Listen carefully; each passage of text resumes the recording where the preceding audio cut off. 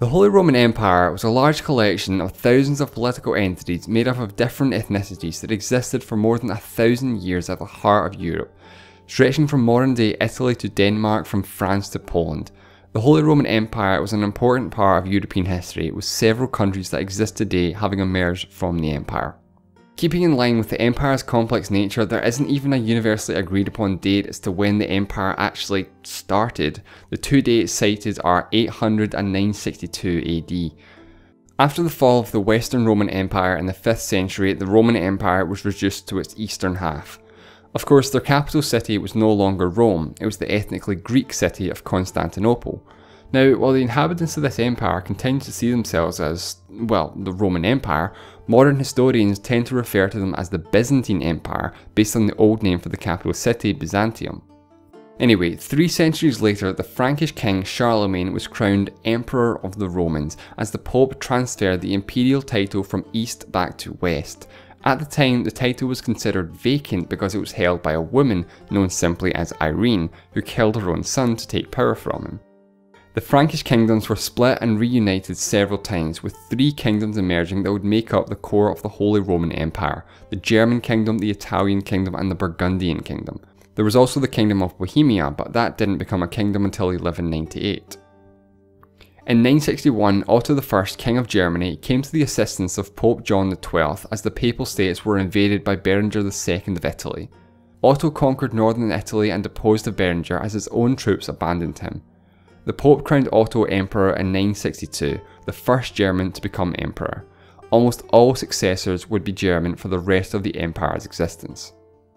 The early years of the Empire's history are dominated by its strained relations with the papacy, a seemingly never-ending power struggle between various emperors and popes over the course of several centuries. They could never agree who was superior, pope or emperor.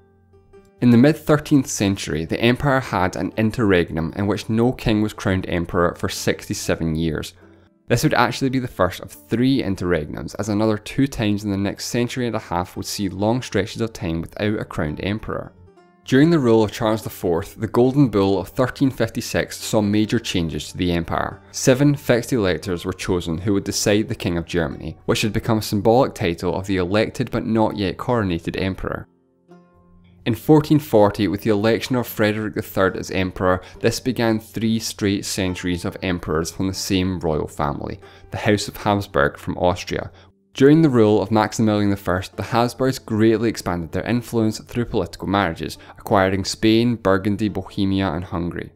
In 1494, war broke out on the Italian peninsula, primarily between the Habsburgs and France, over various territories and their respective inheritance, most notably Milan, Naples and Sicily. The war would continue on and off for more than 60 years and effectively ended imperial rule in Italy. In 1517, Martin Luther from Saxony published his 95 Theses, criticising the Roman Catholic Church and many of its practices in what became known as the Protestant Reformation, profoundly changing the course of European history. The Holy Roman Empire became divided as many of the emperor's subjects adopted Lutheranism, creating religious tensions that would last for more than a century, and to an extent even to this day. It was around this difficult time that probably the most well-known Holy Roman Emperor began his rule, Charles V. Charles was already King of Spain, so Habsburg power reached its peak with a vast array of territories both in and out of the empire. His rule was dominated by religious conflict, first starting with a war against various Lutheran princely estates known as the Schmalkaldic League, who were defeated by Charles and several Catholic princes. The Peace of Augsburg in 1555 gave rulers the right to choose the religion of their estate, Catholicism or Lutheranism, based on the principle of cuius regio eius religio. Shortly afterwards, Charles V abdicated, splitting his inheritance between Spain and Austria. His son Philip II succeeded him in Spain, while his younger brother Ferdinand took over as Emperor and Archduke of Austria, starting the cadet branch of the House of Habsburg. Religious tensions continued as a rebellion started in the Spanish Netherlands, eventually leading to the establishment of the Dutch Republic, with 7 of the 17 provinces seceding from Spain and the Empire. In 1618, the 30 Years' War started in Bohemia with the defenestration of Prague, which is just a fancy way of saying throwing someone out of a window. This began the Bohemian Revolt, which spiralled into a continent-wide power struggle with all major European powers involved. The war ended with the Peace of Westphalia, a massive turning point in the empire's history. Many view this as the beginning of the end of the Holy Roman Empire. Dutch independence was finally officially recognised, as well as the independence of Switzerland and the territories in northern Italy. The empire became even more decentralised and the Habsburgs' power began to decline. After the Peace of Westphalia, it becomes less relevant to talk about the history of the Holy Roman Empire as a whole, because what happened in the last 150 years of the empire's existence relates more to the princely estates as individual entities in their own right. There were several very important and impactful wars throughout the late 17th and early 18th century, such as the Franco-Dutch War, the 9 Years' War, and the War of the Spanish Succession. There were always imperial princes on both sides of these conflicts. There was also the Long Turkish War, but this was more related to the Habsburgs and their possessions, given that much of the fighting was over Hungary, which was never part of the empire. The final years of the empire were dominated by the rivalry between Austria and Prussia, by far the two most dominant German powers. Austria had a succession crisis, and the Habsburgs' 3 centuries of ruling the empire came to a temporary end as Charles VII of Bavaria took over in 1745. The two powers clashed in the global conflict, the 7 Years' War, over Silesia, as France and Austria unsuccessfully tried to curb the rising Prussian power. The Holy Roman Empire came to an end at the hands of Napoleon and revolutionary France. Austria was invaded in 1792, and renewed tensions in 1806 caused the last emperor, Francis II, to officially dissolve the empire, ending just over 1,000 years of existence. Now, making a video about the Holy Roman Empire, I am of course legally obligated to mention the Voltaire quote that it was neither holy nor Roman nor an empire. It's important to look at the context though. Voltaire lived throughout the 1700s, where the empire was very much in its decline. He was also French and part of the Enlightenment movement, so he understandably took a somewhat negative view of the empire, viewing it as something of a relic of the past that had no place in modern society. So just how true is his statement? Well, although the term holy wasn't used until some 350 years after its creation, the holy element was absolutely essential for the empire to function. Its primary purpose was to provide a stable political order for all Christians. The emperor was supposed to be the guardian of the Pope and defend his subjects against infidels. At the time, the thought of a secular power was inconceivable without any reference to a divine authority. In practice, of course, the various emperors and popes throughout the years had somewhat strained relations, and the papacy became less and less involved in the empire's politics as the years went on. The term Holy Empire was first used in 1157 by the ruling Stauffer family, who tried to shift the emphasis from a monarch to a transpersonal Holy Empire that had already sanctified its divine mission, and therefore the empire did not need approval from the Pope. So in effect, the addition of the word holy was actually an attempt to distance the empire from the papacy. Now Roman, that's a little bit more tricky. It may seem obvious to some that it was quite clearly not Roman, it was German. It's pretty clear that it was not a direct continuation of the Roman Empire, and even if it was, it wouldn't have revived the Western Roman Empire that actually had Rome as its capital, but rather it would have inherited its Romanness from the now Greek Eastern Roman Empire when the title of emperor was transferred from Constantinople back to Rome. The divide between the Latin West and the Greek East had been growing stronger over the preceding couple of centuries. Charlemagne was crowned in the year 800 with a somewhat tenuous link to the ancient Roman Empire. The prestige and authority commanded by the title Roman Emperor still held a lot of weight in the West, and Charlemagne was recognised as emperor, giving him immense power and status. People at the time really did view the empire as a direct continuation from ancient Rome. Frankish rule over Italy didn't begin until 774, and although the Franks had been Christianised and even somewhat Romanised, they didn't want to completely lose their own identity. As the years went on, of course, it became much less Roman and much more German. After a few centuries, most emperors didn't even travel south of the Alps in their entire reign, except to be crowned by the Pope, and even that was discontinued after Charles V. The word empire doesn't really have a universally agreed upon definition, so it's not really possible to definitively say that it was or wasn't an empire. The idea of an emperor was that he was a monarch above that of a king, a sort of king of kings. Now, according to the divine mandate, the Roman Empire was to be the last and greatest empire, and there could only be one. The idea of an empire was singular and universal. This idea of singularity was deeply rooted in Christian thought at the time. Empires could not coexist.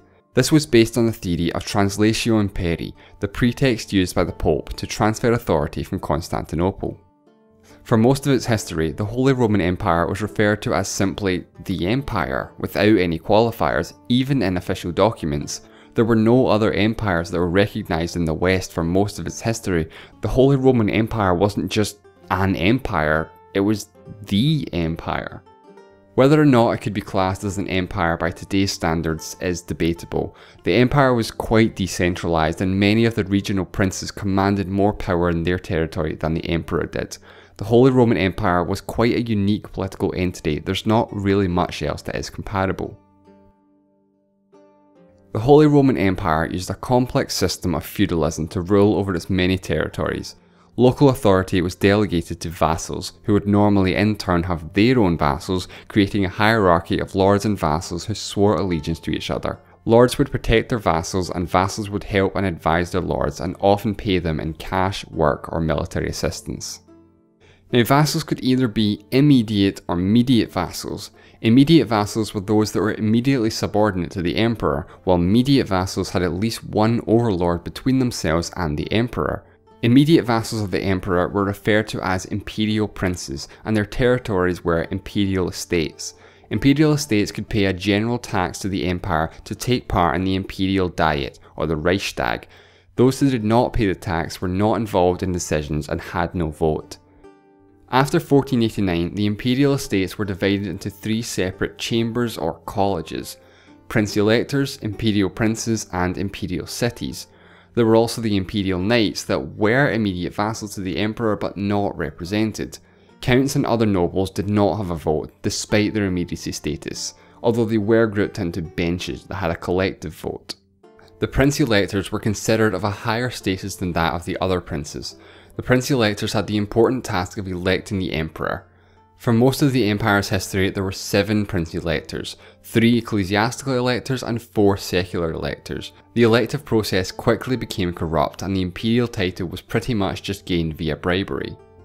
In the year 1500, the empire was divided into 6 imperial circles. The circles were created to better organise the empire's defensive structures as well as to facilitate tax collection. In 1512, a further 3 were added and Saxony was divided into 2. There were also areas that were not part of any imperial circle, most notably Bohemia, plus the Swiss and Italian parts of the empire. Now unfortunately, due to its complexity, it's impossible to represent the hierarchy of the Holy Roman Empire with a neat little pyramid with the emperor at the top. There was no single chain of command and many of the internal hierarchies were interconnected. Imperial princes could have the same political status as each other, but with different prestige based on their noble title, such as king, duke, count, and so on. The most powerful imperial estate for centuries, Austria, created their own title, Archduke. Brandenburg Prussia became a kingdom in 1701, but for the first 71 years, kings were titled King in Prussia as opposed to King of Prussia, because Prussia fell outside of the territory of the empire and therefore did not require imperial authorization. Prussia was well on its way to becoming a great power in its own right, so really there was nothing the empire could do to stop them anyway. At the start of the video, I mentioned that the Holy Roman Empire was comprised of 3 core kingdoms: Germany, Italy, and Burgundy, plus Bohemia, but that's a little different. So who was the King of Germany, and how did this title play into the hierarchy of the empire? Well, the King of Germany, Italy, and Burgundy were 3 separate titles, but in practice for most of the empire's history, all 3 titles were held by the same person, who was usually the emperor as well. This wasn't always the case, and in the earlier years it was more complicated, but generally speaking it was one person who held all titles. Bohemia was its own autonomous kingdom, being elevated from a duchy in 1198. The Bohemian crown lands came under Habsburg rule from the 15th century onwards, with some gaps, so many of the Bohemian kings were in fact emperors simultaneously. The Holy Roman Empire lasted for just over 1,000 years and oversaw Central Europe's transformation from a feudal, agrarian and religiously uniform region to an increasingly centralised, urban and religiously divergent one. While the Holy Roman Empire was a significant power for a large part of its history, it didn't seem to be able to survive the changes in European society that eventually rendered it obsolete. The Holy Roman Empire was dissolved just over 2 centuries ago, but here's an interesting thought. What would the world look like if the empire existed today? What if the Holy Roman Empire was somehow resurrected? Well, looking at that very question in his latest video is my friend Real Life Lore, so I encourage you to go and watch his video right now. Thank you so much for watching, and I'll see you next time.